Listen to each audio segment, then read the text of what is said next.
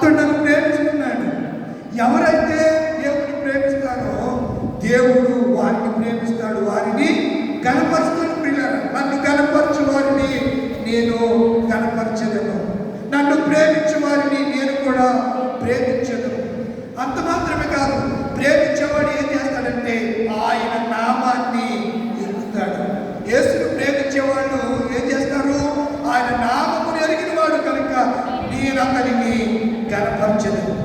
అలాంటి వాడు మొరపెట్టగా నేను అతనికి ఉత్తరమిచ్చేదను. శ్రమలో నేను అతనికి తోడయ్యుండను, అతన్ని విడిపించి అతని గొప్ప చేసేదను, దీర్ఘాయువు చేత తృప్తిపరిచేదను, నా రక్షణను అతనికి చూపించదు. ఈ కీర్తనకారుడు అద్భుతమైనటువంటి సంగతులను ఈ కీర్తనలో రాశాడు. ఇలాంటి మహోన్నతుడైనటువంటి దేవుడు, మనల్ని ప్రేమిస్తున్న దేవుడు, గురుకంగా కాపాడుతున్నటువంటి దేవుడు ఎంతగా తగ్గించుకుని భూమి మీదకి వచ్చాడంటే పౌలు గారు రాశాడు. ఇప్పుడు పిలిపి రాసినటువంటి పత్రిక 2వ అధ్యాయము క్రీస్తు యేసుకు కలిగిన మన మనసు గురించి ధ్యానం చేసి దాని లేదు. ఇప్పుడు కిందకి రండి.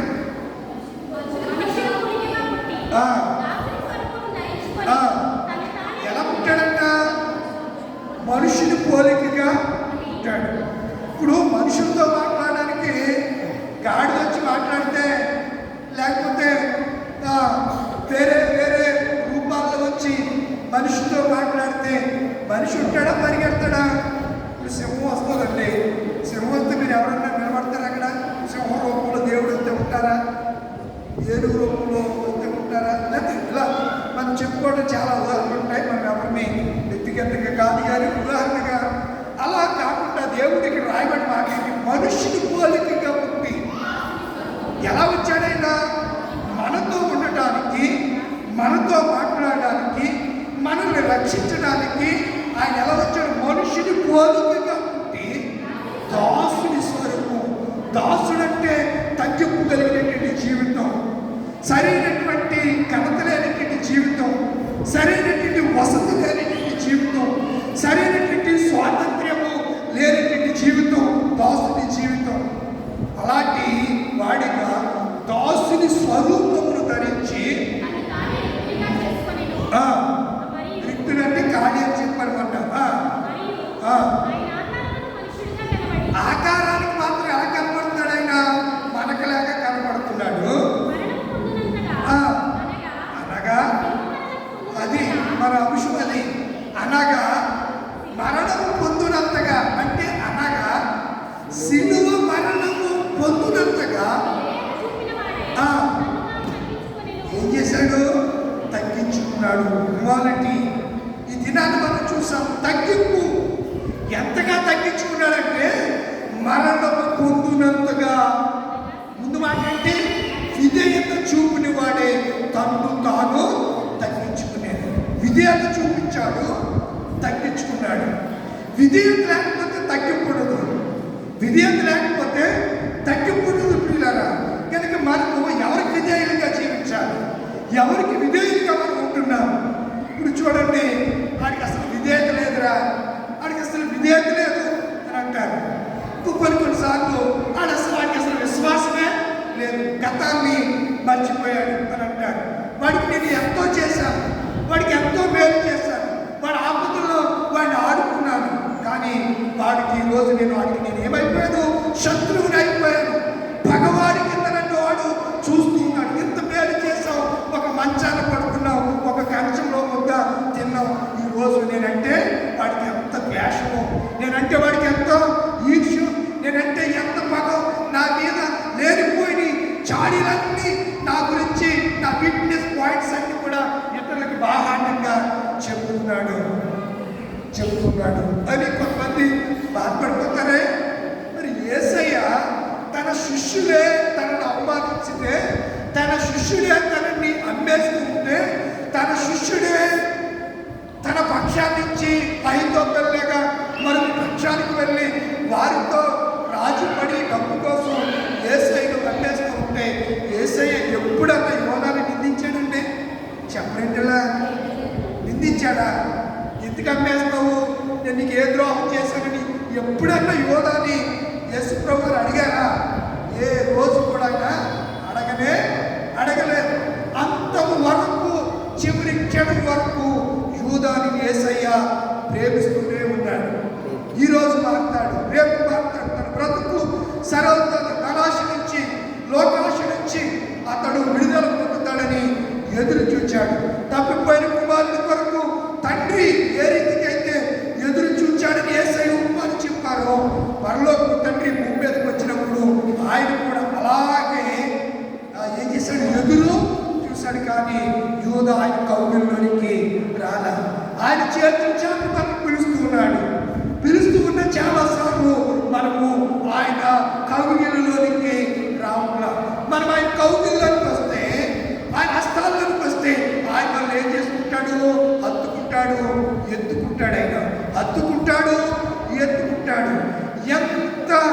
ఎంత దిగజారి పరిస్థితిలో ఊరికి మనం వెళ్ళినా, ప్రభువా నా జీవితం ఇది అని తగ్గింపుతో, హ్యుమానిటీతో, విధేయతతో మనం దేవుడి సన్నిధికి వచ్చినప్పుడు దేవుడు ఏం చేస్తాడు? మనల్ని త్రోసివేస్తాడా? త్రోసివేస్తాడు. ఎప్పుడు త్రోసివేయడండి.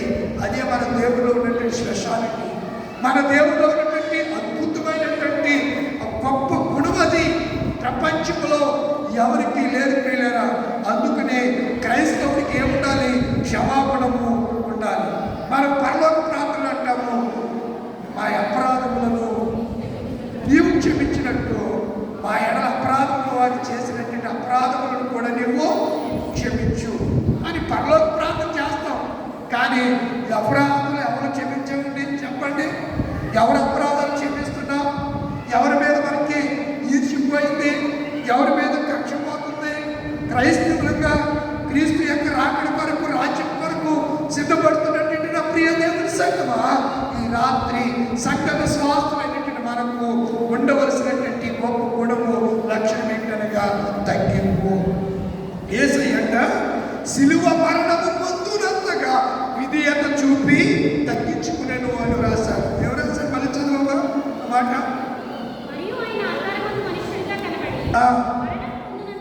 ఏం పొందినంతగా? మరణము పొందునంతగా, అనగా సిలువ మరణము పొందునంతగా తన్ను తాను ఏం చేశాడంట? తగ్గించుకున్నాడు. కనుక మనకి కూడా ఈ తగ్గింపు అనేది మనకు అవసరం. కొన్ని రిఫరెన్స్ మీకు నేను జ్ఞాపకం చేయాలని నేను ఇష్టపడుతున్నాను పిల్లలు. చూడండి, ఈ తగ్గింపు అని ఈ గుణం, ఈ తగ్గింపులో అద్భుతమైనటువంటి విషయాలను మనము ఈ దినాన్న చూడబోతున్నాం. ఒక మాట మీకు జ్ఞాపకం చేయాలని నేను ఇష్టపడుతున్నాను. పరిశుద్ధ గ్రంథంలో ఒక మాటను నేను మీకు జ్ఞాపకం చేయడానికి నేను ఇష్టపడుతున్నాను పిల్లలు. ఏమిటి ఆ మాట అనే ఆలోచన చేయగలిగితే, దేవుడు మన ఎడల కనుపరుస్తున్నటువంటి ఉన్నతమైనటువంటి కృప, లేకపోతే ఉన్నతమైనటువంటి ప్రేమ అనే సంగతిని నేను మీకు జ్ఞాపకం చేస్తూ ఉన్నాను. చూడండి, పరిశుద్ధ గ్రంథంలో ఎఫెసీయులకు రాసిన పత్రిక 5వ అధ్యాయం 2వ వచనం చదవండి. ఎఫెసీయులకు రాసినటువంటి పత్రిక 5:2 క్రీస్తు మిమ్మల్ని ప్రేమించి పరిమళ వాసనగా ఉండుటకు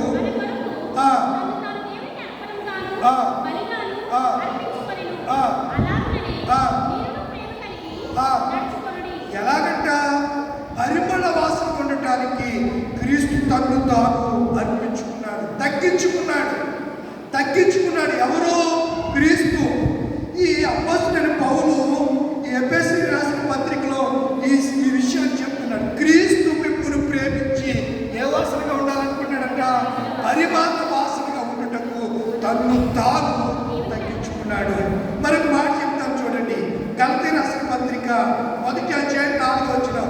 గలతీయులకు రాసినటువంటి పత్రిక, మన తండ్రి అయిన దేవుని చిత్త ప్రకారము ప్రస్తుతము విమోచింపవలని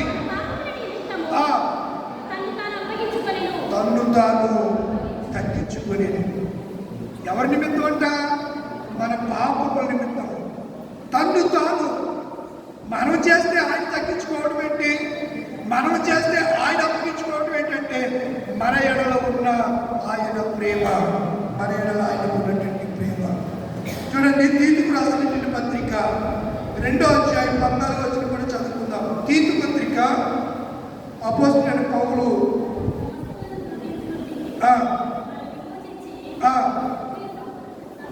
సమస్తమైన దుర్నీతి నుండి మనల్ని విమోచించి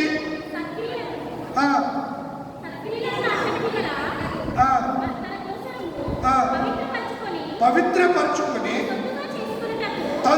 తనకు సొత్తుగా చేసుకున్నటకు తన్ను తానే మన కొరకు అర్పించుకునేను లేక తగ్గించుకునేను.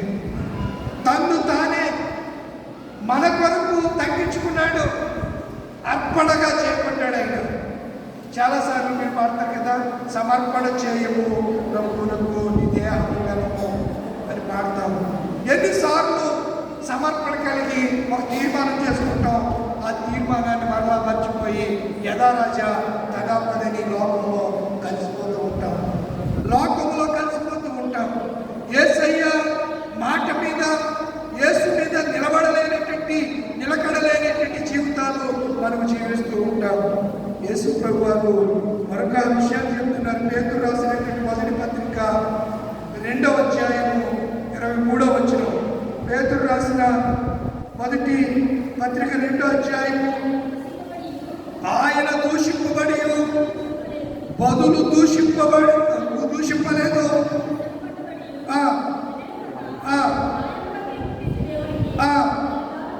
తన్ను తాను అప్పగించుకునేను. తగ్గించుకున్నాడు. అక్కడ కూడా న్యాయముగా తీర్పు తీర్చు దేవుడికి. మన దేవుడికి ఉన్న పేరేంటి చెప్పండి? న్యాయాధిపతి. న్యాయాధిపతి చేయడం న్యాయం. ఈ పరిస్థితులన్నింటిలో నుంచి మనము తగ్గించుకుని మనము ప్రార్థన చేస్తే దేవుడు మనకి న్యాయం చేయడం, తప్పకుండా ఆయన మనకి న్యాయాన్ని చేస్తాడు. ఎలాంటి సందేహం లేదు.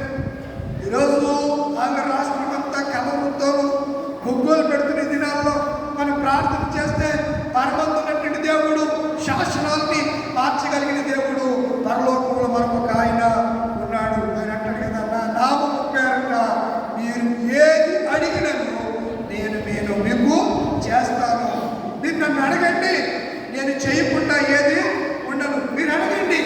చాలాసార్లు మనం అడగటంలో ఇది చేస్తాడో చేయడో అని ఒక సందిగ్ధ అవస్థలో మనము వెళ్ళిపోతున్నాం. కానీ విశ్వాసంతో అడిగితే ఆయన చెప్పిన మాట ఏంటనగా, ఈ కొండను చూసి విశ్వాసంతో వెళ్ళి సముద్రంలో పడు అంటే పడుతుందంట. చెట్టును చూసి చెప్పిన సంగతులు జరుగుతాయని యేసు ప్రభు వారు చెప్పారు. పిల్లరా, కనుక మనము చేయవలసింది ఏమిటి అనగా, మనము తగ్గింపు కలిగిన వారంగా ఉండాలి అని